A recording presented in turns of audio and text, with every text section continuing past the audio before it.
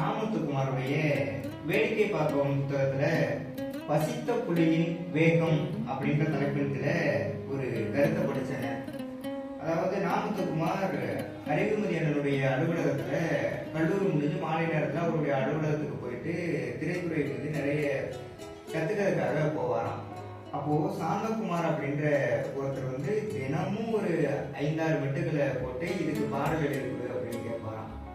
நம்ம எல்லாருக்கும் தெரியும் நாமத்துக்குமார் ஒரு மிக பெரிய வெற்றியாளரான பாடலாசிரியர் அப்படின்ட்டு. அவர் எழுதின பாட்டுகள் எல்லாமே ஹிட்டு தான். எல்லாமே ஆகச்சிறந்த பாடல்கள், தத்துவம் புரிந்திருக்கும், காதல்னா காதல் இருக்கும். இந்த மாதிரி சிறந்த பாடல்களுக்கு காரணம் என்ன அப்படின்னா, கல்லூரி முடித்து மாலையில அறிவுமதி அண்ணனுடைய அலுவலகத்துக்கு போயிட்டு அவர் பயிற்சி எடுத்த மெட்டுக்கள் தான். நாமத்துக்குமார் அவருடைய முதல் திரைப்பட பாடல் வெளிவருவதற்கு முன்னாடியே 3000க்கும் மேற்பட்ட மெட்டுகளுக்கு பாடல் எழுதி பயிற்சி செஞ்சிருக்கேன் அப்படின்னு அவருடைய புத்தகத்துல பதிவு செஞ்சிருக்காரு.